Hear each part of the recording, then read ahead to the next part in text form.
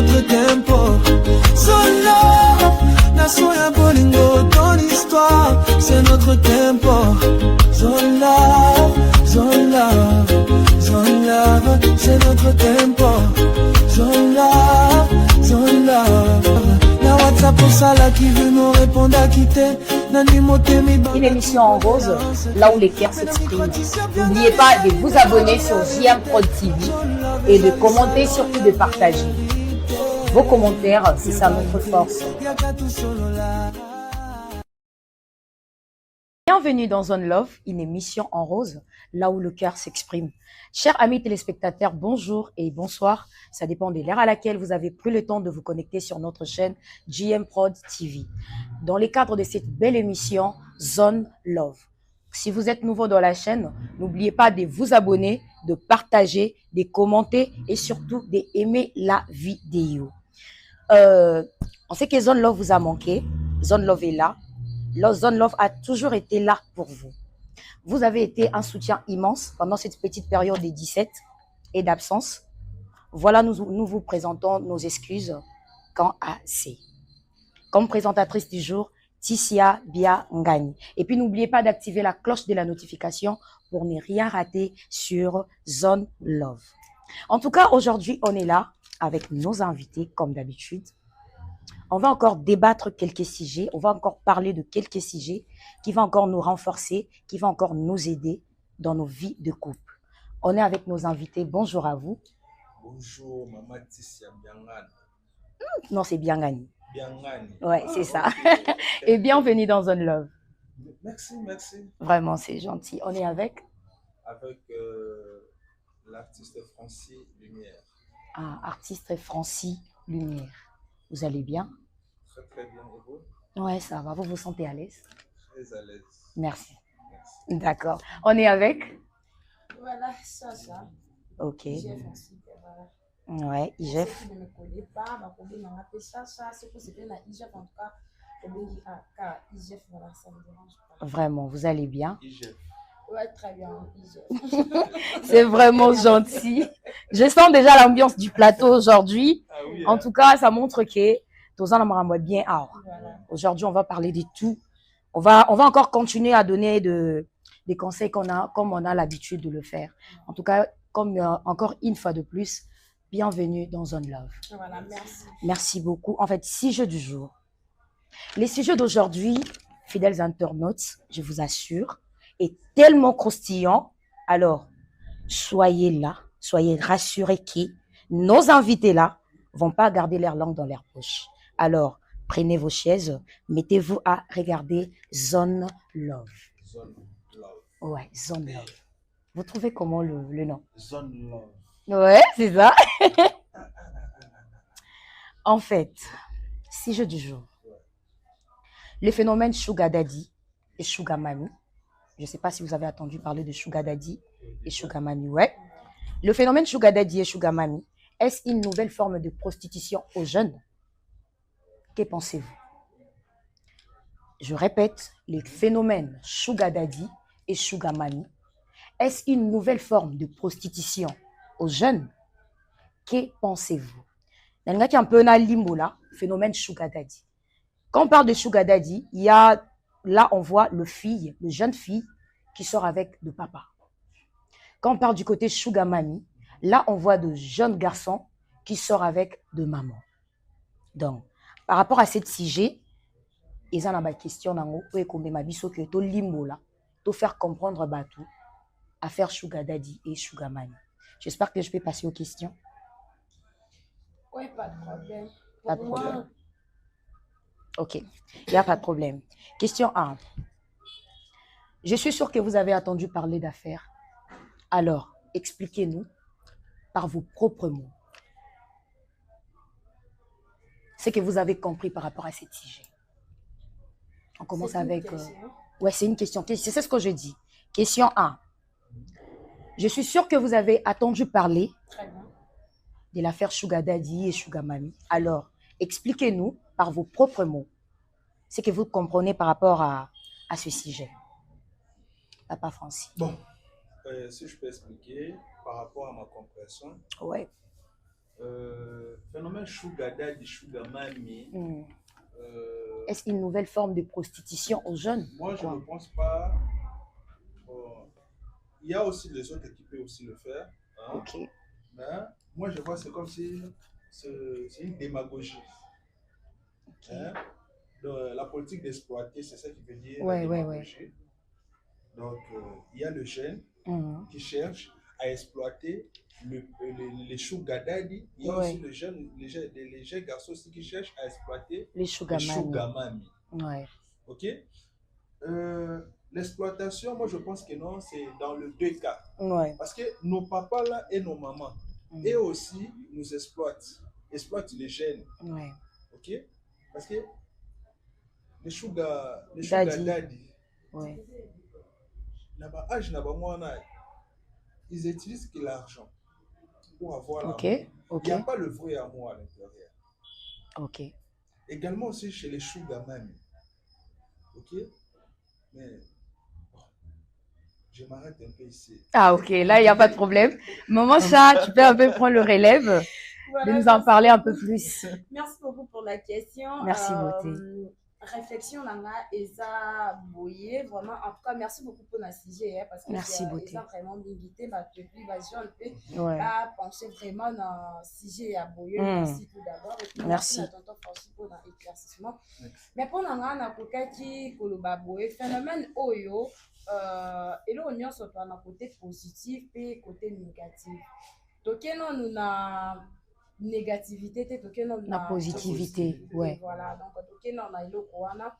il y a aussi de jeunes filles au bazake ba déception trop et pas ba mibali ya ba âge na bango, vous voyez, ba génération donc, na biso voilà, ouais, oui, je comprends. donc baso vraiment ba déception trop parce que tout le monde rango ba mibali ba génération na biso ba comment ozwa biso ka lokola donc toucher les ouais. donc asimbi ya c'est ça et biki a l'occasion film sous albimana ozalo kwa yo donc oyo leka yo voyez donc ozala na respect non vraiment te baza mingi te ba respecter basi na bango voilà donc par là moi ça monique na mikoki lisusu te nazui o ndenge moko nazui wana ndenge moko comment est-ce que na âge na nga na kotanga mibali ouais c'est déjà trop fille aza na ba 22 ans 23 ans a comment déjà na ba 7 garçons vraiment o ezaki ke na batango ba maman ezala bongo te ouais mais lelo oyo ekoma comme sous pe basala rango tolo na positivité ndeka na solo ba awa donc eza bongo moni ke na mikoki te so moni papa moko wana papa moko na avenir papa moko soit côté moko akendaki sepeli na ye azosunga ye azopesa ye affection moko ezaki azongo epa papa na ye na ndako azongo pe papa na ye Masha na kati yo te mais na lingé na bongiselo moko to lobi kota papa wana est-ce que vous savez que il y a aussi des papas au peut ba briser mitema ba fille okende malembe na lobeke to lobela na positivité d'accord je comprends autant on commis déjà eza na négativité voilà to lobela na ba bioko eza d'accord voilà donc okende zo affection moko wana abosani même na ba jeune garçon de amitiki kuna afandi na e pendant que biso otozomona fio aza ndumba ya tala boye parce que ça terme vulgaire auto utiliser ça fio aza boye atiki ba jeune garçon ba âge na sans tenir compte que oyo ya kutana kina ngona vraiment toke côté ya ba maman ba sugar mami eza ba maman misusu pe na mandako ba mikoki te ozui papa moko bon je m'excuse mami kokité dans quel sens on a s'excuser na maman na bimisa parce que l'internet oza na ba âge belo batala biso bana mikie mikolo donc ba blo moi bon ya na fo ko s'excuser pour na ba mot ouais ba commentaire à ma biété parce que na yebi mondo voilà vraiment maman ça maman moko pe akomi na epete donc papa ndenge ezala penaki papa affection na kati pe ya libanda et papa pe ezala raté ya memaki ka babolinga 1980 wow 1960 1940 pendant que maman otala novelas maman otala novelas maman otala zi magique maman otala ba maboke ata maboke TV zape na téléphone ozaki na akota TikTok vraiment otala ba maman misusu ba mu ba harmonie na bango ya ba couple nango te ba place oyo ya ba maman na bakendaka parce que tant que ba sugar mami eza ba maman o apamba pamba te maman ouais non on va arriver te en lingala ete po ba garçon ba ta pe ba intérêt na vraiment Par là, en moi, jeune, moko boye, oh, ça, ben, inférieur, bah, 20 ans, bah, 19 ans, t'es quoi, ça, là, bah, 28, bah, 30, bah, bloc, on a même, maman, ça, moi, âgeux, à l'ouké, là, au moins, bon, oh, assez satisfait, assez satisfait, vraiment, à l'aise. Attaque à yébike relation et quoi bouture na bango elo côté nazala nango kaka pour que na se déstresser pour na makambo batata na biso ya bongo wana nde toza na positivité puis côté ya négativité eza malheur surtout pour la biso ba jeune vraiment parce que ba papa wana papa célibataire azalaka te eza que papa mo vraiment comité ba 50 wana ba 40 ba 50 ba 60 ya célibataire azalaka te soki aza célibataire c'est vraiment akufela mwasi soit à divorcer ouais, mais en ça. Guise de ça azape na bana ana bano bazape ba même âge na biso siko tango yozo kende omoni iPhone ouais omoni boye parce que ti ça na iPhone parce que ti ça qui make-up parce que ti ça qui si extension ngape na nika na koma bongo convier yango ne koma osala ke phénomène wana ekoma ba misusu ba commission na ba genre ya prostitution ouais il y a beaucoup de gens nabimaka kaka na bango parce que je sais que je gagne plus ouais kaka likolo ba blo moi bon mais exactement déplorable vraiment exactement malamu te za komi détruire yo moko vraiment c'est pas bon lobi oluko bala oyo kutana mwana soit cousin ya papa wana soit ko vraiment, vraiment, maman, j'ai éclairci en biso, oui. Oui, papa. Parce que j'ai entendu l'intervention de oui. Le chef a parlé de l'affection. Ok. Dans cette affaire, en tout cas, tout le monde a affection que tu as aussi. Parce que je ne pense pas que non, une fille de 18 ans ou 20 ans peut donner l'affection à un papa de 50 ans, 60 ans, 70 ans. L'affection mauvaise. En tout cas, là, je vous interromps pas. Non, parce que elle le fait par l'intérêt. Ouais. C'est comme je viens de le dire que non, il utilise ça comme un démagogie. Donc, donc voilà. Donc tout le monde a vraiment affection na sujet en tout cas pour nanga. Ouais. Parce que netinga boy. Hein? Na moi âge na nango non na covid bana maman moi 50 ans 70 ans. Ouais. Mais moi petite moi 18 ans. Maman chat. On parle de sugar daddy. Comment on a capté papa faut ça sucre mais non, net tonton boy. Ijef né na za boy. Moi na moi si, moi petite moi o bien nga sugar daddy. À seke à yebi ma monter. Vraiment. On a penza la mutu moi bo to yeso swinga yi. Vas-y tonton. On a que non te abala nga. Do yeko ba ba piane à chaque jour. Vraiment. Mais tonton n'engana interrompre le moko. Est-ce que tu sais que tant au lobby que Nanzimite que moi, à 18 ans, à Kolinga, papa, moi, supposons, il y a 50 ans ou 60. Et puis après ça, non, Ezali. Voilà. Eza, parce que moi, je connais, il y a pas mal de filles. Alors, pardon. À Lingaranaye, Banite. Ouais. Tout le monde a même l'internet. Mais tout le monde a posé affection. Et pas à mon boy, hein? Ouais. Affection nanga, pour lobby, tout ça la famille, to botabana, abalanga honoringa. Tu es pas papa moi 50 ans 60 ans au bas la yoté. Hein? Affection ok, posant pourquoi? Vraiment. Tonton François. Vraiment. Je voulais nous dire ceci. Au moins, ezaka na ba papa mususu, ko ezaki ya bali pe jeune fille to mona. Oui, Tomona. Et puis, sache-le que non, les balles, on est toujours critiqué. Oui. Et ça va toujours critiqué. Parce que, moi, quand on a un gagnant. Au moins, moi, si sera l'indi, mon ouais. Quel que soit en Zanaï. Ok. En Zanaï, quel que soit, bah, lobby, bah, salbe en Zanaï. Ok. Et ça peut dans ma relation, je suis pas sugar date et mini pe na mariage to mona, même na ba internet, même na ba vie actuelle to mona. Et ça peut na ba misusu o ezara par intérêt. Par intérêt. Ayebi ke yango na utaki loba ana pe na loba ki positif na négatif. Par intérêt. De place aux loba wana ezande na négativité ça par intérêt. Ouais. Na roke na bi ki intérêt na nga ezaboye. C'est ça. Et quoi bouture na elo côté. Mais moi na moi soit ça sérieuse. Ouais, et bien na suba déception trop na que lokola lié des refuges. A que se réfugier papa. Ouais. En tout cas, je ne pense pas que fille on a va proposer mariage pas papa na abuya. Masha na linka na zonga no pa na lokwa de malu desa pa na yo. Nanga ko zolo quoi à faire, yo zolo quoi à faire sugar mami. Comme ça tonton Francis a ko répondre du côté sugar daddy. Du côté sugar mami. Est-ce qu'un jour, supposons que tu colis et que ton souviens permettre de te vendre, supposons c'est un exemple, vient permettre de te na vie vendre na libala et tout. Et puis du coup, au lobby t'es aux jeune garçon. Est-ce que selon yo moro n'engo vivre dans la vie actuelle, tu peux accepter à vivre un jeune garçon pour te sentir au moins à l'auteur? Je dirais non. Non. Oui. Que ça soit non. Que ça soit non. Pourquoi? Okay. Pourquoi? Donc, on a deux genres de femmes. Et ça, moi, si je suis dans la jeunesse, allez, qui si on a un coffrage d'ailleurs, Kanga, ouais. Il y a ça, la maman, sous-souté, qui a un mobile, maraboye, soit il y a une déception, maraboye, ça, à jouer en côté. Alors, écoute, on a un mobile, maraboye, du coup, à jouer déception. Et puis, c'est maman, pas choc, ouais. Question, maman, a collé dans l'eau. Parce que maman, il y a bon, on est bazalaka. Tant à colis, à mi coca, il soutient à pour maîtriser ouais, avant son maîtrise. Voilà. Et ça, quand maman me souffre que na bo jeunesse na ye, somba zigida lata. Somo. Maya kana la kolo, atia. Oh piercing, oh anango. Vraiment. Parce que tant à cola, à comme moment on ba fertilité. Vraiment. Moi, il doit ba fertilité, on est maman ba jeune, on est maman de comme il tourne à Lukambo. Ouais, ouais. Et puis na basi mi sousu ba so ba tourne na bango ba les qui sont pas à Lukambo. Moi, je connais une maman.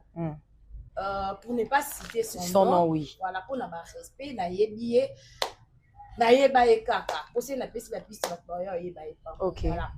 Maman, on attend naïe à l'équipe sont dans le Lukambo. Ok. C'est rona ba maman ba balo. Ba maman ba balo, ba oteka ba balo, aso na ba limité. À l'équipe sont dans le Lukambo. Yé mobile pas na ekade ko négligence pas mobile négligence pas bana. Ouais. Mobile a ko quitter à 5 divorce. Le quoi qui amoureuse ya mbongo. Sans le savoir que après mbongo soit vie ezali mbongo vie ezali foyer normalement vie ezali mbongo to liango ensemble. Ouais.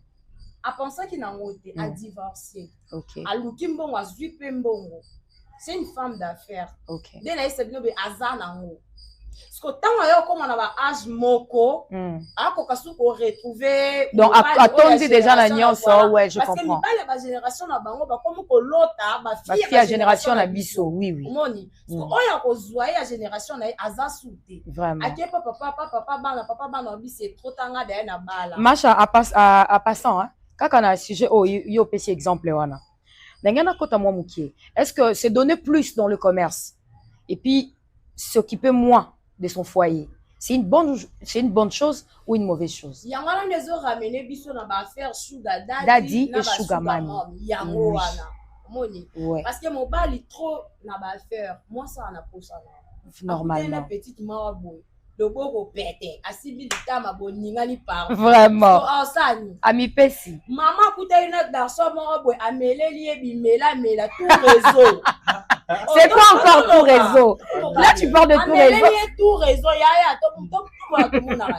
tout réseau, penza. Abakisi ce qu'on a. Aïe, aïe, aïe. Maman chat. Abakisi na mutu rouge. Waouh.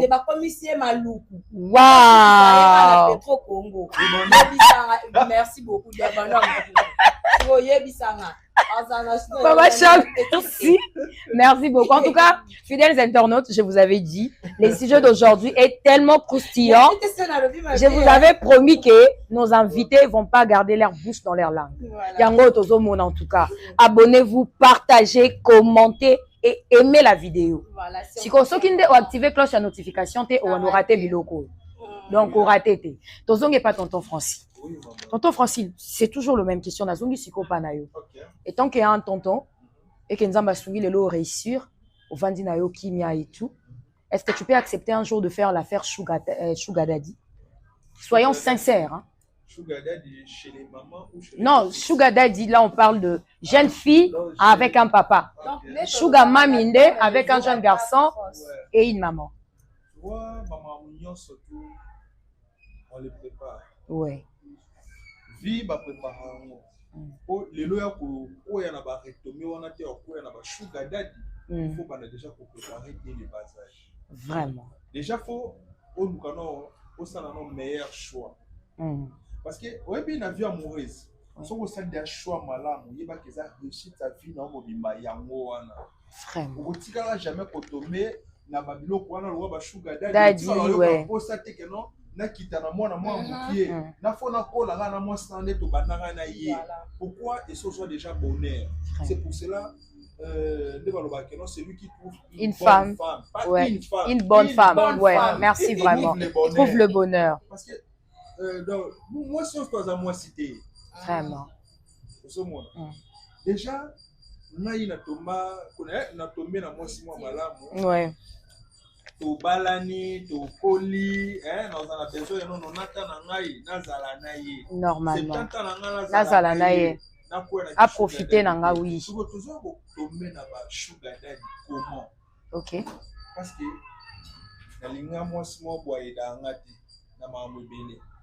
ok, c'est important oui. Oui. Projet à venir. Donc azopesa le meilleur na été. Moi ça sera soin nanga te. Na yena ndakubona uti musala boy. Même faire à Pamba pour pas servir, il faut ça la peut-être moi na ndemu ko servir. Honorine suis la papa vert. Vraiment. Honorine suis la papa vert. Ouais ouais. Afrika ya na lembi. Sikoyo. Na kekuta na mwana moko boye na ebiso keno ba sugar ngo wana. De balamba ba papa. Ya na utolo ba. Non, ya personne mo boye. Bazo accueillir yo en or. Tu peux imaginer keno bobo foot à hôtel pa boye. Ouais. Qui a sengi bassin hôtel à Choma. À Sokola yo. Je vous dis. Vraiment. OK.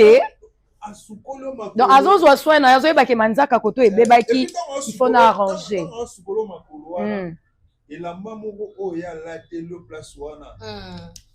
Maman catastrophe. Siko yo na katanda kuna na chona nda una uta musala chona kitambala. Wow. Uti musala kutio na na robe. Ba robe ba koma wala te lemba lemba. Na katanda kuna eba ta mukolomo la tela jipa mukuse. Normal. Pas mukuse. Ola tela. Moi si ça fait mal oui. Excité ngai oui. Mais yo siko yo eloko wana oyebi yango atate. Mais tonton Francis, est-ce qu'il y a quelque chose que je voulais ajouter s'il vous plaît? Est-ce qu'il y a des autres tontons aussi baza galantés? Parce que au mobile il moro rose à la naïe peut-être vous en enda kumoko. Tant que yo zara posa naïe, tom sous lui travail. Tant que yo zara posa tom sous que bobi maboke naïe. Non, moi j'aime pas une femme qui s'habille comme ça. Je veux que tu changes. Aux autres boss en a que libanda c'est le même habillement au yo lula. Mais quand ta femme veut s'habiller comme ça, tu ne veux pas. C'est que bon, moi, ça rosana na petit, ou bien en ville, il y a rosa la moté. Je ne sais pas si tu le trouves comment. Parce qu'il y a des autres tontons à boire. Ok. Ouais. Vraiment. C'est la cause de la makolokuna. Mais nanda kuba sokolate. Ouais. Mais je te dirais que non, la base, c'est tout et c'est chez la femme. Mais là, vous avez raison, tonton Francis. Rosa, peut-être tu me dis que non, ici, na tete au moins esprit, au côté esprit, on l'obité, le long, on bimisa yo. Là, tu as au moins pression. On l'obité, on a un exemple, supposons. Maman, tozo bima, tozo kendata moi resto. Et tant qu'une femme, je sais qu'il y en a qui resto na complètement poutate. Vous voyez? Parce que non, coup tapé basi misou, nous bazana mibali là-bas. Non, coup tapé ba jeune fille. Non, l'oukana, ça na moi robe. Moi talon, ou bien moi pantalon, moi basket. Non, moi j'aime pas une femme qui s'habille comme ça. Aujourd'hui, maloga, ma fille de la rue. Si, si,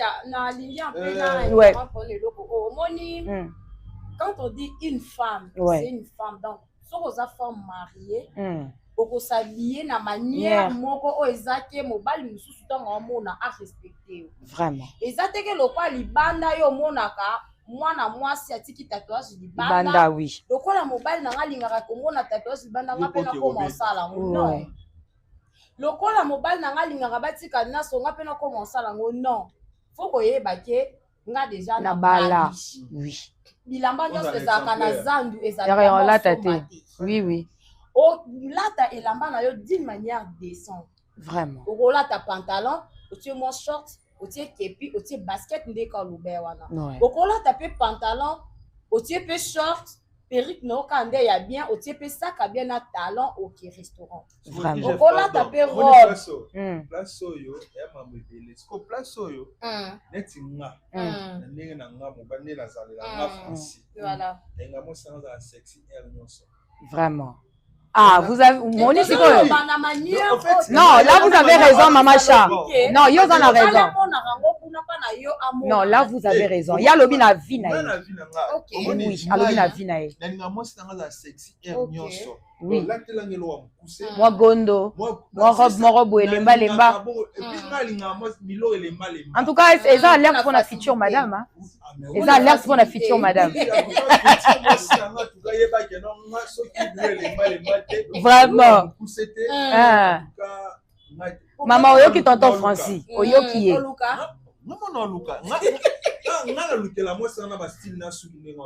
Waouh, c'est beau. Oui, c'est ma façon. C'est ma façon. Le siko babilo wa bongo. Que non sinon mon nango te pa na yo, nango libanda. Et puis ceux qui a respectant ngo, on a que oui, tomba pe na biloko wana. Vraiment. OK, OK. Ba maman la biso o ba na kata bandako. Les bazo pousser ba papa, ba koma koluka pe ba sugar daddy. Oui, ba maman est belé. Bazo pousser ba luka ba sugar daddy. Oui, ba maman est belé. Depuis ba tchai na kata ndako. Ata mukolo moko to mona bo avandi pe boye moko a créer sorti na bo. C'est touristique. Papa, tu vas t'attendre tout, attends la place moi na moi piscine nini. Baba li oza marque déposer tes atega ke no to fanda na ndako. Vraiment. Non, jour mususu, zwa kape papa. Botambola, oui. Ata pomoni papa et kazolo ba chaque temps za na mbongo te. Yo pe lukata. Eloko ngo yango na lina soule. Oui. Ça na ba femme so ba femme économe. Moni. Otala yo boye opesaka peut-être opesaka 20 000 francs. Parce qu'on a 20 000 francs on a otala pe so 20 000 francs za ya ba doléance. Vraiment. Bongo kutu moni kutu na mbongo te bongo kuna tikelo na suis pas kinganzi. Tant ba futa nga na ozong. Parce que maman ana souci wana. Asa ana posa bo beta ta mo tout ota sko poche na yo. Vraiment. Et permettre te. Bablo moi bon. Ce qui poche permettre te. Pardon, il y a Francis. Ce qui poche permettre te. Oui, c'est ça ce que je dis. Yango na lobi oza na raison macha. Ce qui qu'on a kanga mika côté poche permettre te wana. Ce qui poche permettre te ya papa. Est-ce que maman pe ako beta songa liputa tabimisa mwa muki. Ça ba maman msoto zolo bila wana ba femme ko ba travailler à côté. OK. Parce que moi si oya salaka. Ouais. Ndenge tonto lobi. Alinga babiloko wana photo ke deboye to ça la sortie pezalaka. Vraiment. Nga salaka, mobala salaka. Si mobala ko kite ngono ko epoleze. Na part na nga papa elelo surprise en tout cas to ke en tout cas to bima bozaka te babolingwa mine. Ko soki déjà lelo sali lobi kuna yepa ofongola mwa poche. Voilà. Ah oluka pesa lango na volonté. Contexte tozo lobela eza ba femme au foyer. Ba femme bazaki afandi ozela mobali, mobala utaki aye malgré ça na songa liputa na ye mais ezala insuffisant peut-être pas son batako na restaurant. Vraiment. Ezala suffisant peut-être pas son bata hamburger. Vraiment. Mbongo yaza nango peut-être ça na ka ya shawarma po tu ba shawarma pe kita nango ouais. So ye azolula alula cocktail, alula hamburger, alula batako et permettre été vraiment. Yango wana omona ke maman atala bi ate la melaka papa plan préféré pour toi ma déçu. Vraiment. Alia kaka essentiel journée l'état. Merci beaucoup Maman Cha. Tonton Francis, tous ceux qui s'en ont pour toi entamer deuxième question. Ouais.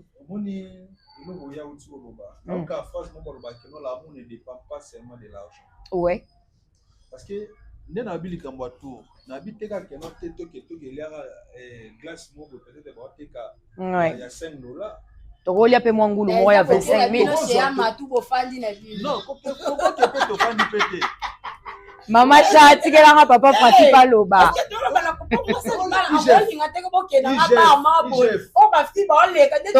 Toyo kapé tonton Francis. Vraiment.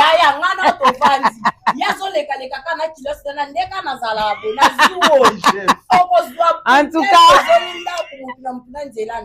merci beaucoup Maman Cha. Papa Francis, s'il te plaît. Côté la blessure, les ala nango pe bien. Papa bopetika tout botamboli kaka ataka na moi coin bopetika tout mais biso ezo manquer batebele ba maman misusu na kati banda na ba papa misusu au moins bo asekaka na étape ta musu ya fiançailles vraiment n'est pas côté na kanda ko asekate vraiment eza pe na ebele depuis abala ayoka sentiment nango te akoma te amona yango vraiment akoma osulaka na ndako osomona siko papa auta musala moko asisi olia papa asisi olia tobetaka mwa tu vraiment babiloko wana en tout cas je vous dis oui ka ba couple ebele bani ko pratiquer yango makambo affaire sugar daddy na sugar mami aussi là parce que vraiment biso ke non génération berceau lobi nango yangi ya maïko de la forêt bana o tout ba bima lelo génération berceau ba ma bemo na biso ba ma be makasi merci beaucoup merci beaucoup mama Cha to entamer siko na deuxième question pour te dire que to développer on lui sous to kota on na muzindo po eleki tellement kitoko je pense que toi es bien to ke kitoko makasi en tout cas merci vraiment na yeba ki choix na ba ke za croustillant. En tout cas, c'est ça. Merci beaucoup. Deuxième question, Nabisouza. Peut-on les considérer comme une forme de prostitution? Et puis, parce que certaines personnes se disent juste le faire par attirance. Il y a aussi des autres gens. Oh, bah, ça là, qui sugar daddy, qui sugar mami. Parce que mon tata, camarade, n'est ya tata. Azalaka na sugar daddy. Atali pe boto camarade nemora maman, azalaka na moi petit garçon na. C'est ça. Yango ce qu'on a, les autres le font juste par attirance, le goût de la découverte ou tenter juste l'expérience ou voire même le fantasme. Est-ce que vous savez qu'il y a des autres personnes? Eza nango ki cité, eza ko lokate, eza ki ndogité. Mais yeguna ye yango to taki oloba yeguna ye zanora bima kana ba maman quand il sort avec une maman il se sent à l'aise et puis l'autre quand il sort avec un papa elle se sent aussi à l'aise. Je ne sais pas, les autres le font juste par attirance, les autres le font par fantasme et les autres balinga ba tenter expérience en eux.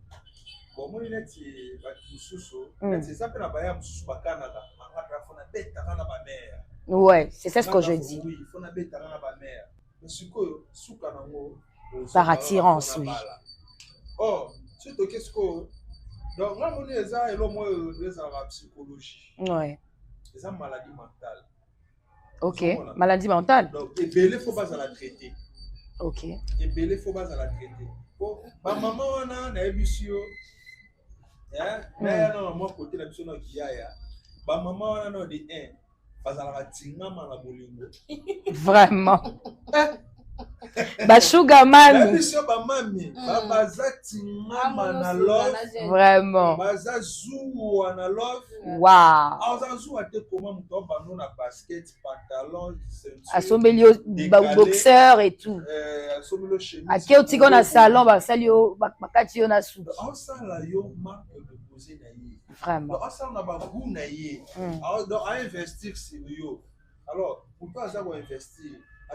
Quelque chose en retour, oui. Vraiment. Quand à nous les jeunes de savoir que non, nous avons se bloquer quelque part. Nous avons se bloquer pour jamais dans un maman 50 ans on a mis une famille nanga. Ouais, na présenté que na robala. Na yeyo na kobala. Na ngai na maman na famille façon ba benga na biso c'est ba biso. Mais nga na na vieux moko hein. Moi si à cause na mukolo na si je me trompe pas il y a 20 ans si je me trompe pas. 20 ans. Mais aya na etie parce que le gars en question jusqu'à présent azara pa na bango. Aya na etie pa na bango et puis la dame azana zemi actuellement. OK. C'est que dans la bien famille na bango. Famille avait na yo et la famille moi désordre. Vraiment. Et la famille moi désordre pourquoi? Non, un vieux juste par histoire. Oui, par histoire. Donc et ça inacceptable madame. Vraiment. Jamais ata yo ndozabo yo kutu ndozabo so memi papa mabo ya mukolo ça va pas marcher déjà. 20 ans et pas na bino ba oloba. Hein? Siko o mema siko garçon mabo ata memi garçon mo 15 ans ba oloba. Ouais. Zomona. Mokila matata o mema boye balobi. Vraiment. Ouais, ouais, c'est ça. Ta meke pe bolimo pe zala na ngo pe matata e ko pe sa manonde ba pe sa me fo ba suka ndeli banda. Vraiment. Parce que les bandes net ngai bonala ba master na ba tapela ba mère ba 50 ans wana. Na za na bango. Otali pe bokeno o ko benye maman. O ko benye pe maman leki. Mais parce que les bandes boya na kati ya famille. Mais moi je sais les autres personnes bah ça lango juste par expérience. Ou peut-être ayokaki copine nanga macha azobima na jeune garçon moko boye. Genre, il n'y a pas lingi à meka goût de la découverte, quoi. Il n'y a pas lingi à meke loko wana kaka. Tu peux dire quoi par rapport à ces sortes de gens-là? Vraiment. Ils ont une maladie mentale. Donc, il faut pas soigner. Azonga suko na logique, il y a comprendre oui que non. Moi, si on se toye, tout est dans l'enseignement public. Vraiment. Donc, tomber toujours quand on a ma belle, on est parti à l'église. Ouais. Parce que le belé, comment son lobby n'a pas un peu sur exemple. Moi, ça Macron Koutou. Zamukolo et comment un exemple. Ça fait pas déjà du bien, ouais.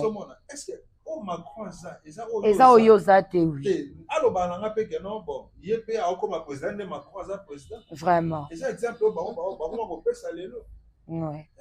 Donc franchement je ne trouve pas que non, ils aient des mots bien. Merci vraiment, merci beaucoup. Ouais.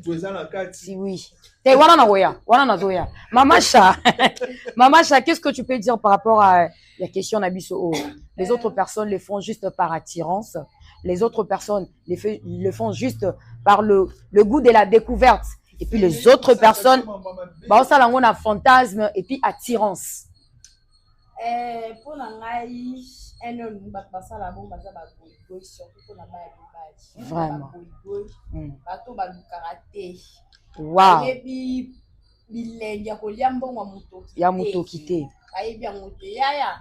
Bebi mbongo motoki za na bilengi moko to ngoliango wa. Vraiment. Mbongo to nozo kwa natokaki. Natokaki. Na welo kwa na saki ezala gu. Na ute koloba awa eza par ba misusu eza par matala na surtout na attirance c'est ça. Bana mibali attirance on to tsonka na tambo matala na. Ba mibali ba koma na matala na makasi koleka biso ba basi. Vraiment. Non, là, côté on a tombé, on a n'enga pas la bimisa. Comment la matala na makasi koleka biso ba basi. Ya solo. Peut-être moi sinon gérer moi $20 moi pour na ebike. Chérie nanga na ngoto. Mais yo sikolo kwa yo ndo bimisaka yo moni pena ke ouais. Masa na somba ki ketch mo ekota ki montre ma Rolex ekota ki ana. Nga pe fona za na ngo. Fona ke na fona somba na fona. Ozo penser te ke osala kate. Vraiment. Ba famille mo pe to bota mana ngo. Eza na ngo na ba griffe te. To zanga ba griffe biso mo to zo bunda na to za. To bima ba griffe vraiment. Sko yo zo lula camarade yo ba ya na 4 bazana poto. Peut-être ya somba te ba tindela ai. Vraiment. O tomber kaka. Na ba erreur. Ouais. O tomber na ba biloko wana. Yo koto zo boule Rolex maman ma boepe bien ça ki na e. Akitaka mataka. Azoluka garçon moi za na e. Ya ka. Sombelanga Vixco, Mikolo na tamboli. Azotikelo na ba mbongo. Azotikelo na ba bénéfice. Lelo mas o masé misape makolo. Lobi masi genou. Bongo lobi aneza mi. Ekomi cuisse. Tango ekoma mipende ekomi wapi? En tout cas, merci Maman Cha.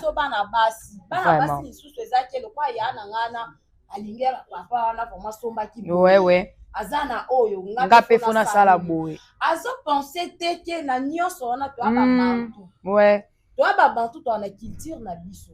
Vraiment. To koki jamais ko envier. Eloko eza biso te. Na poto kuna babala na rabana mikena mikolo biso pe to pratiquango. Non to aba bantu. Vraiment. Et ça conseil pour na fille hein. Malédiction ezalaka. Ouais. Même Bible ezoloba ala ke la maman be muto amoni mutaka la bo excusenga. Ya moto oyo aza plus âgé que voilà. Ala ke la maman est-ce que yo lelo to moni ata moko te nzamba limbisa o moni ya liboso ya mibale ya misa. Ozo continuer komona. Bimo ya. S'il vous plaît. iPhone 17, vraiment. Nasomba 16, Nasomba Boy, Nasomba Kabelo, Vietnam, Nasomba balwani Indien Air. Nyonso wana. Aïe. Nyonso wana. Lokwa na mona ki batiaki video ya voiture nga pe na kumba. Tango ko luka siko mobile ya age na yo. abala yo ekomeli yo ba problème mobali ana pa yo ko dana ba yaya mibali yo tona bango baba riser ouais ayebi na epena ke mwasi na nga asala boye nga na zana ye na problème na sa famille ko mobete na ngoya vraiment mais kutu yo po ko katelo ka dana saki da sugar daddy ya pesa ozobimi so pesi opesi mobali na yo moko mbala liboso mbami ba yebelo kwa yebi ozanga na ba sugar daddy azozwa na ye pa commission cop da yo za na sugar daddy cop ye pa za na yo cop ake ko luka siko oyo aza sérieuse oyo ko supporter na ba passe et puis maman chana kati yote na ngana baxelo lo mobo est-ce que vous savez que la plupart ba filles mingi pe o bazova na mabala te baza pe ba genre ba fille oyo tellement qu'il y a outil côté sugar daddy azo full à trop azo pesa trop et puis en fin de compte abali mobali mo ezake azozwa selon o azozwa azana plus ya rozwate parce que o azo gagner ya ngwana ya zo mona ngo mukie et puis du coup on tozo mona ba séparation si je me trompe pas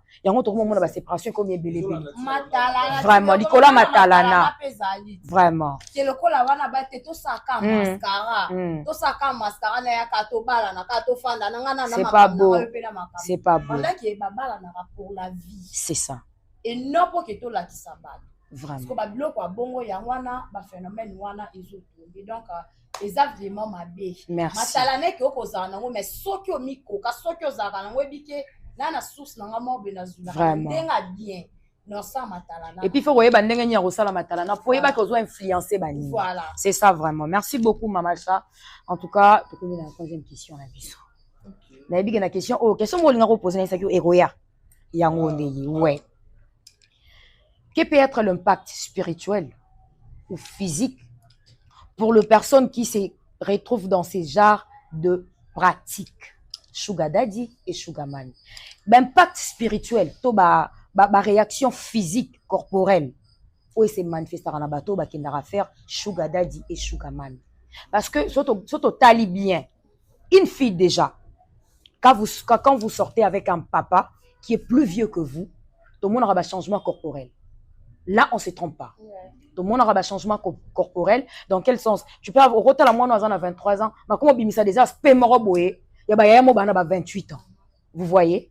N'habitez sur qui peut avoir un changement ou bien spirituellement. Déjà, ce qui est dans la science. Ouais. Papa, sugar daddy, oui. Déjà, ils ont un certain âge, la science. Excusez-moi le terme, bah, superme et les maras. Et les maras échangera. Et non,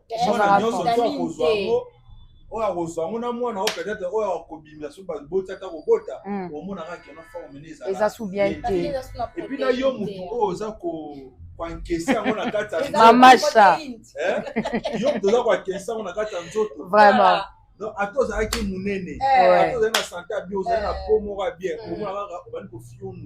aussi là. L'aspect économique changer. Donc les cas na kindokité, mais surtout que na côté kuna total que non l'impact spirituel. L'impact spirituel au tuana. Bon on a tuana a zo yo qui na ka pour la sentiment zo bon et mais c'est cas zo vraiment.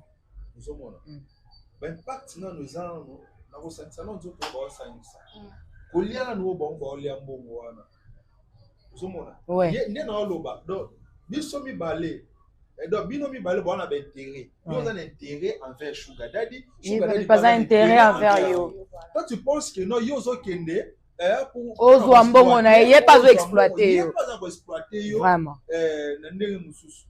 Waouh, c'est fort hein. Oui. Parce fort. que yépe e yo zimbongo mbongo wana bozongo il y a des prières au ebeta mais pour yo zombongo wana. Ouais. Tu vois yo zimbongo okyo seulement amna yo et puis tala ba mbongo wana je te dis ça là lo monter osombi ka elamba yo sombi ta mususu otie perruque osombi sac osombi moi iPhone osombi ba okanga bo lobi okisupo c'est lo mususu to lobi iPhone na mungi non iPhone so bimi na na posa 15 vraiment ozongela susuye. Ouais. Comme on a posé 16. Ozongela lisuye. Donc comme on a posé 17 ne bimi. Akomi ko utiliser yo. Si maman yo etemba mo shida na yo. Parce que les bandele banara wana na omeka. Na mekana ona somba bo. Yo OK yo comme isko animé na esprit oyo ouais. En même temps, il y a la poisson, en même temps, il y a vraiment. Vraiment, merci beaucoup. On a une ma relation de souka na mabala te. Et que n'a jamais musika. Et souka na libanda, que mela, que lia na ba resto, sombe loko et sili. Vraiment, merci. Voilà. Merci beaucoup, tonton Francis. Maman Cha, ils ont toujours la même question. Quels sont les impacts spirituels et puis physiques du côté corporel? Sur le plan spirituel, tout d'abord, même la Bible, la main qui danse, c'est la main qui reçoit. Vraiment. Comme toi, Zaki, azope, ça yo. Au Kansaki, à recevoir un bilingue, non. Et ça fait le comment oisa spirituel, c'est ça. Oye, à bénéficier dans yo monika kena zaki na ekuta lemba na na 300 yo ebite na bilemba na yo wana pa na yo a bénéficier combien vraiment. Ok, kuna monike na omoni ekutu asimbilenga ka liboko ka ya pamba tala mbongo na bino oyebite vraiment na loboko wana azwi nini parce que la spiritualité geste nyo se contact tout geste contact lo boy asalo lo moko e détruire yo vie mon. Nous t'avons aussi mal à l'IPK, au recevoir mauvais esprit morobo, oh yo moro kanate na vie. Et surtout les actes dangereux, les ambotes à l'oboko to nebisaka. Wow. Ouais ça pena que me taper so ka mbote. Mbote boy mais azue belé. Azue belé, oui oui. Et ça la ka mutute, même quand l'oboko oyo, na mambo belé. Arrête azue benzu lo moko. Oyo mo yebite lobi okomo mituna. Et là, on est aussi pasteur. Simbate, on peut se musala vraiment. Pasteur bata banda na piso mi Mathieu Marc. Et l'on va pas jeune na âge na obo. Et simba yebite. Ouais. Yo bandiango omeki. Batie eloko non ba ezara non la spiritualité batia non mouton envoûtement. Oza ke accro. Okomi aveuglé. Voilà, moni diable pour utiliser mon. Ngamela masanga te. Na kufa na mulanga masanga te. Vraiment. Et loko yo zakalango obalobaka péché chéri. Yango ala de diable utilisa. C'est ça. Baby ke chacha linga mibali, ya linga toto mingi. Péché na ye yango makasi yango wana péché chéri na ye. Vraiment. So yo tango elati yo motema ezaloka moto. Duku. Na ndenge zabo ndenge loko ane bimaki. Fona za na. Na na contexte biso ba fille. C'est ça. Et loko ane bimaki vie sina mwana Indian Air wana ngakaka. Kote kuna pe milimo ezo réclamer. Tango yo so raisonner bongo. Okutana mutu mwa bongo. Au CD vraiment, merci. Quand on s'est livré, vie na yo et puis aujourd'hui Indian Air. Aujourd'hui Vietnam, mais vieux vraiment. Merci maman. Merci. Du côté physique. Voilà, qu'est-ce qu'on a côté physique on a je connais une fille. Ezaki ye cop na e ezaka des cop de zaka ya ngwana. Wow. Na mukolo na e bo tala nga bolo bake na mukolo te mais na mukolo na e mukolo pe na mukolo na âge na nga mais na mukolo ya la fille oui ya ba 2 ans cop na ye ezaka ke abima na ba papa et ba sala na ba compagnie na biso minene wana ba papa bazaka ba influent eza histoire ono bina osala kaka synthèse. OK ça na to sala na ba moment moko ya difficile na ba vie.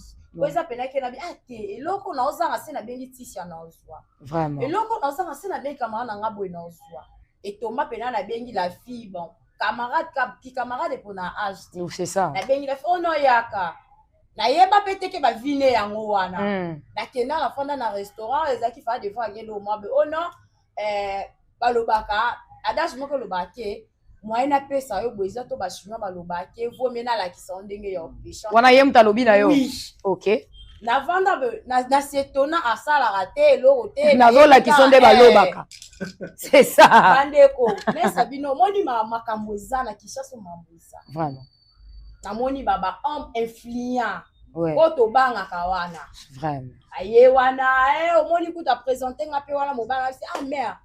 Ça bon dans la kina ngai na terme wana lo ba vraiment parce que na vanda mini na bayaya vraiment mais ça bon dans la kina oh non moni au moins le c'est yaya mais qui na transforme na nga make up na nga elamba na nga sac na nga téléphone na nga mega pe yanga en tout cas na tiki siko lelo oyo soki otali ebo yana ba vingtaine Vraiment.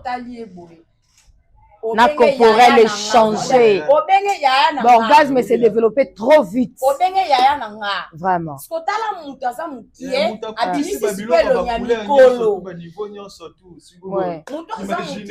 ça.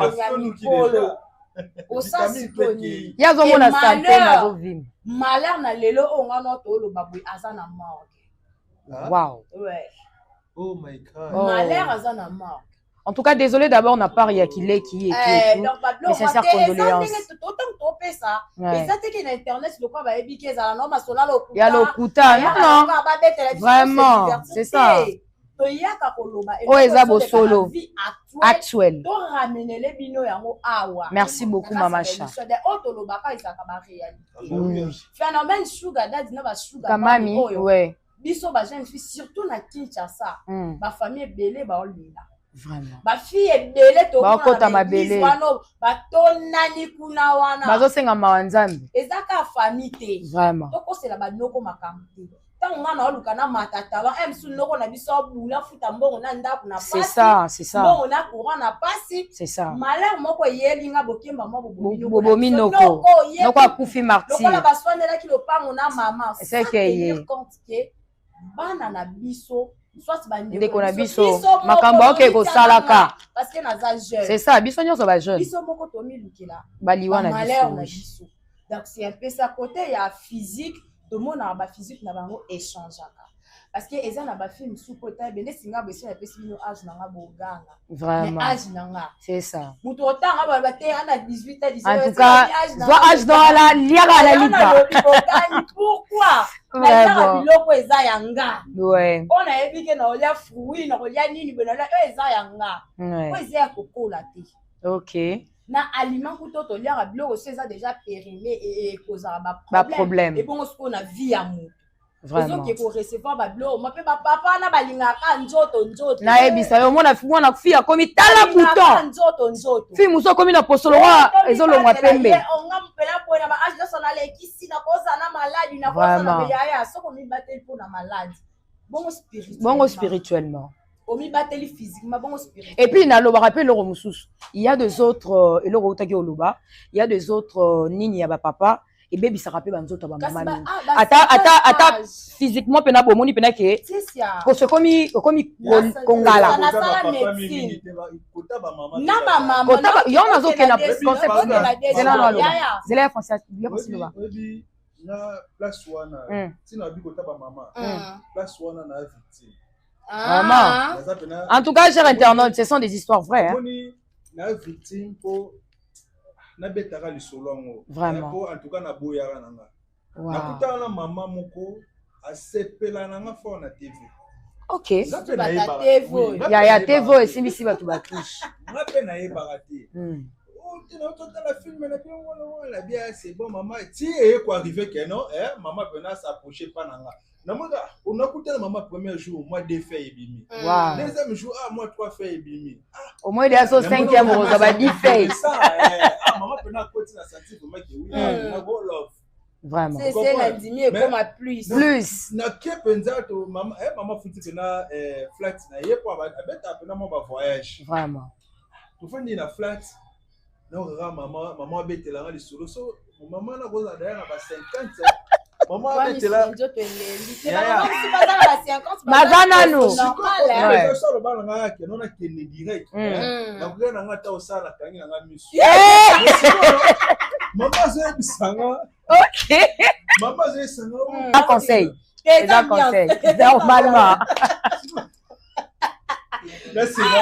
maman ni senado Macha pardon tikelanga tonton Francis asilisa tikelanga ya silisa s'il te plaît maman Cha lekelinga maman senado maman senginga ka wow ona yo ka ga sala bien na bi maman ata yo moko matata sikoyo ona talisa maman vraiment que non na lingité ouais obiga na omna ngote ya mère on note ya no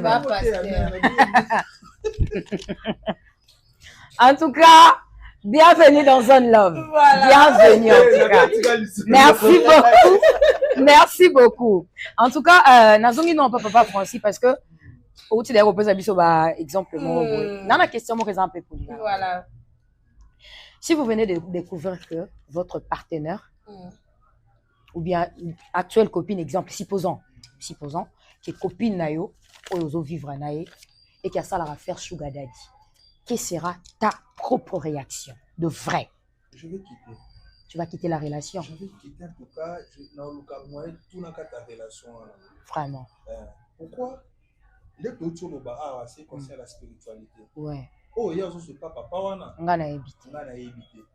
Ouais. Et puis, mingi zo tombanga et pas la biso mi balo to linga basi la biso. Vraiment. Osomona. Tozo tombanga na ba erreur wana makasi parce que mobali wana makasi na yo kala. Bible écoute loba. Lukambongo. Siko tellement que yo lingika ke no oliaka ya mwasi. Ya mwasi. O contrôler tes cycles. Vraiment. Vraiment. Ndomoni ba ya ebele. Ba vie komika pu. Komika pu. Nzela yo zo lukala mutu so ki ata on a facilité. Vraiment. Mais ce comme il tourne yo et comme na ba blocage. Vraiment. Tu sais pas pourquoi parce que toi et la fille vous avez signé déjà papa tu t'en veux passer ouais, moi ouais. Si vous yenga mutu wana vraiment merci pour la question on a pour toujours qui va simangonga oui. Merci na comprendre que non mamosé belé mais ce qu'on ngonga il y a ngwana des omonga biso vraiment maman cha la même question côté nayo si vous venez de découvrir que papou actuel supposons exemple papou actuel et qu'azo se retrouver dans ba sphère yo ya sugarman quelle sera ta vraie réaction? Omoni tango d'être là-bas yo zo sala marambo trop na plateau zone love elingi boete mama cha zone love elingi boete vraiment c'est bien maman vas-y ouais au moins na acte wana pendant l'acte to partage que lo moko yo na milimo longa pe na yanga to sangisi mo du fait que ya kotoka wana milimo de Jésus sangana parce que yo soko zaki na ba mauvaise onde mo boza kota ba mauvais esprit to loba ozaki nango ngana na esprit ma boye ozaki ya ngai eza au-delà c'est ça le temps to ye to sanga lo mona ebala na te mona ba msu ezala ki banana kidana petana na linaka ya rasifite oui na rasuna beauté na kena ezaka spirituellement ezaka physiquement merci beaucoup maman cha parce que yo kuna ozo to pesa kaka pe ba papa wana torté parce que biso pe lelo ba jeune faire lelo peut-être to ça ba plus pire ma ko le kabato akala oui et quand ça papa msukane na mbo azane na mbongo na ye ya normal azane pe na kisite oui mais aligné juste à tenter expérience ouais c'est ce que j'avais dit akuta nina yo yo pe kuno zano déjà chamutu bakata tango moni liduso kenda déjà OK yo poza ba malheur ozo apporter malheur moko na vie ya papa wa okuta na papa ba ye pe kuna ba mamle komo et comme obeba vraiment merci maman biso pe bana basi to na mama bébé merci beaucoup donc nyoso zaka juste faire ça parce qu'on a bongo na kinga tant on a mona bongo na kinga pe na ki IGF azu pe na bana longoli ki cherche na zu ba pété na tie pe na ki IGF en tout cas non vraiment non kende vraiment merci on a lingité omoni milimo mabe o ezaka conscient o bibi na ki na conscient non ça on a conscient oui merci beaucoup et bien on pas si peut maké milimo mabo biki na ekota ki ouais c'est ça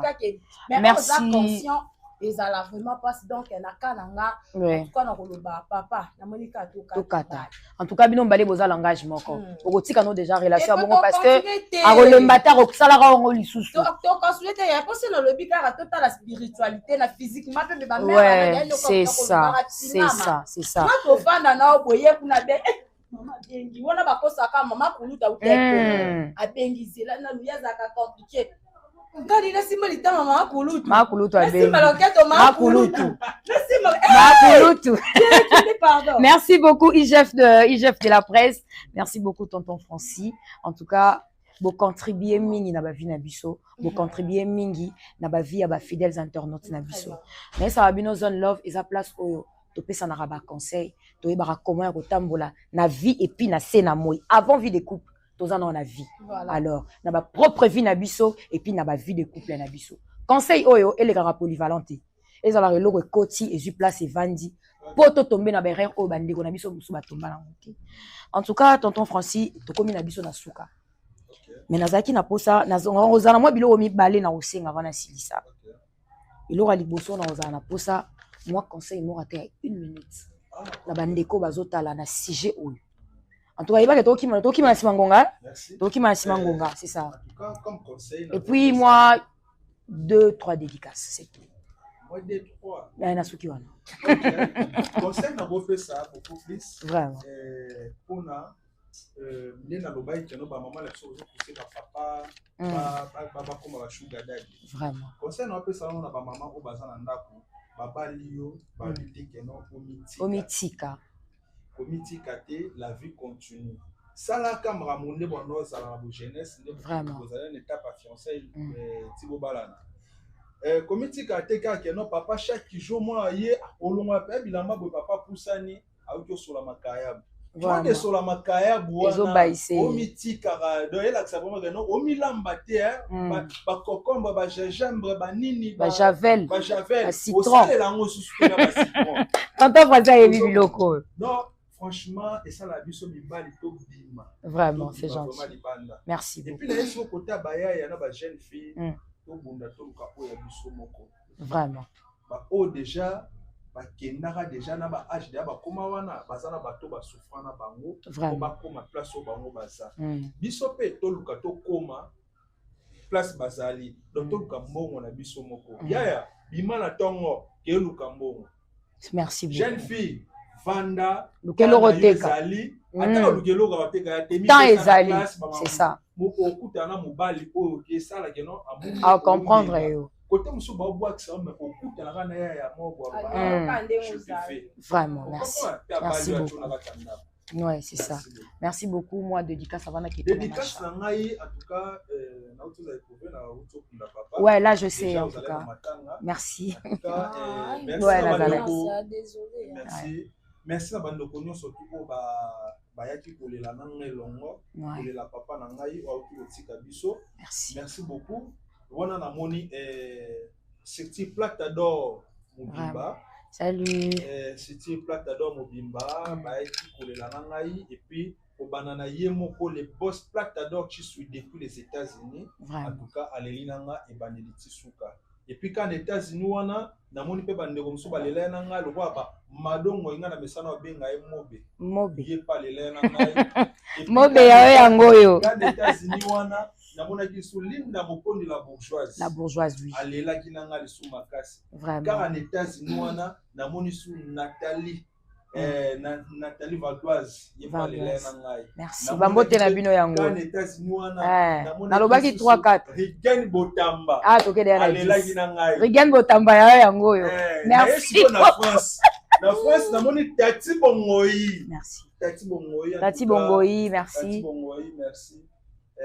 alela ki na France c'est gentil en tout cas na esuka na France wana Alfin Chat oh eza esuka non, comme il y en a 10, on est déjà.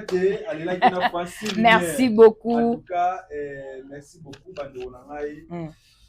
Yaroloba, Eza Ebele. Ouais, tant des obos. Tande, des obos. Il y a un dans le ke bandeko ya GM Prod, va s'abonner. Bandeko Zone Love, ba obo na Zone Love. Bo s'abonner pour bo rater. Ouais. GM Prod TV. GM Prod TV. GM Prod TV. Ouais. Vraiment. Zone Love Pesa. Zone Love Pesa. Bon, mon enfance lumière té. Vraiment. Nini, c'est ça. En tout cas, Nazana Bino, merci beaucoup, tonton Francis. Mama Cha, Nazonika ne l'euro pas non moi conseil. Et puis moi quelques dédicaces avant na beta bino l'euro moro bonasima. Ah, il y a micro papier ça ba conseil. Vraiment dédicace. Ah sali maman. Ah ça petati. Vraiment. Mais maman pendant moi le village, moi ni ça la. Ça bien. En 1900 ils allaient à souter. Ce qui au Bali donc il faut apprendre, et ça la vraiment bien ma case. papa na biso bien. Et je dis merci Nayoti. Merci beauté. Merci à Francis pour nous partager l'idée. Et merci à l'équipe de JM Production. Merci beaucoup. JM Pro. JM Prod. Ah, ok, on a déjà bien, maman. Donc, JM Production TV. Vraiment, merci beaucoup à boss. Merci. Et je dis un grand merci à mon vieux Serge Vital. Wana zanga raté. Talaka petit. Merci beaucoup à Papa Jus. Pardon, les boss, c'est la chaîne comment on a dit? Ah, Mayo Star. Ah, c'est les boss, les big boss. Et le bin en cordon Bestar. Autrement dit, Bekers. Les boss. Les big boss. Mayo Star. Et à Big Boss. Mayo Star. Ouais, c'est ça. Pourquoi on dit Mayo Star? Ah ouais, notre boss, c'est un grand réalisateur au niveau de... Tu comprends déjà. Ah, Mayo ouais, c'est ça. La star française lumière, appelle sur ma loge. Merci beaucoup. Voilà, et après, boss, les boss ouais. Mayo Star. Voilà, ouais. Donc merci beaucoup aussi pour la localisation. Vraiment, il y a bien beaucoup. Merci beaucoup. Mais en tout cas, dans l'espace, il y a émission, vraiment, il y a bien boyé. Il y a des et puis se retrouver vraiment. Parce que quand c'est à boyer, les gens tellement trop. Vraiment. Vraiment. Chaque fois, au fur et à mesure, en tout cas, chaîne vraiment, et beaucoup merci, chef. Et merci beaucoup à Ketiana la douce depuis le voyage. C'est ça. Et la famille n'a pas donc vraiment c'est bien maman ça. Et à mon habilleur chérie parlait du soupa donc il a bien beau grâce naé et à Ibrahim merci pour ça là le roi des iPhone pour le temps pour la téléphone à TikTok ils ont grâce à ça là et à établissement Jean-Anto Jonathan de Best là il ska au basala manza ka faire la reconnaissance na bande konyoso toza na bango en tant na bino tellement mingi tozala razala et ça là vraiment merci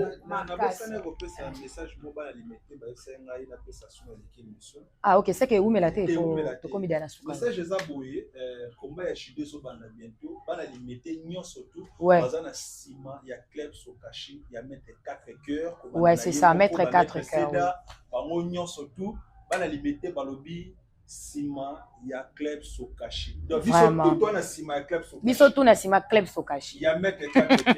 Mettre 4 cœurs, merci beaucoup pour l'initiative. Tant on appelle ça qui au bagité. Macha à quel ndenge na. Bon. Tout ça on bien parce que R déjà to komina suka. Pas na. Erlina Molato. Yao yango merci beaucoup Erlina Molato. Vraiment. Vraiment. Pas de quoi, merci beaucoup. En tout cas, fidèles internautes, merci beaucoup. Et on a la zone love. Vous pouvez biso temps, vous pouvez biso litoi et vous pouvez biso mutema pour na rozala pembe. En tout cas, tous à reconnaissant na oignon sur et surtout dans bas commentaires et ça la biso bien ba vie na bino et ça la biso vraiment bien. Donc continuer boyer, to faire changer ba couple belé, to couper sa conseil na ba foyer belé. Oh tozo mona peut-être les autres na ba milinga. C'était votre présentatrice Ticia Biangani. Sans oublier dans fona les grands en équipe technique. Voilà rôle gâté. Mes salutations à mon big boss Mayo Star, autrement dit Yamayo. Ma salutation à Yango boss. Soki na moni koto na moni coordonnanga les coordonnateurs de GM. Besta, autrement dit Bekers, tonton Bio, tonton Frais. Soki na chité Mouké, na ken coordonnateur de la presse. Yo yango yo, tonton Max Ngunda. Yo yango na coordonnateur nanga et puis nazo une équipe technique nanga Mobimba. Je vous salue, je vous salue, je vous salue, je vous aime. Mes salutations à ma famille Biangani, toute la famille Biangani, ma petite sœur chérie Melviana Mbongo, Céliana Biangani, Emani Biangani, autrement dit Khalifa, je vous salue. Pourquoi pas mes copines, on les a ratés. Kersiana Parker de longues jambes et mes gonflées. Naomi Moussoul, une femme en mallette. Faut pas manquer. Tracy Mandakembe, la bonbon Barbie. Et puis son Nathalie, pour nous, Sarah Tumbuka. Autrement dit, Sarah Chérie. Bah, salutations à Bino Yango, ma copine Nanga. Je vous aime tous. Sans oublier Bénédicte Pekombe. Bah, salutations à Bino Yangwana. Berlin Ngonda, la sexy. La star. Mon ami, merci beaucoup et bienvenue. Vraiment, merci beaucoup, merci beaucoup, merci beaucoup tokutani mbala sima na Zone Love na bosanye loko wana te na yebiango mais tendez déjà qui allez bisous on s'aime beaucoup merci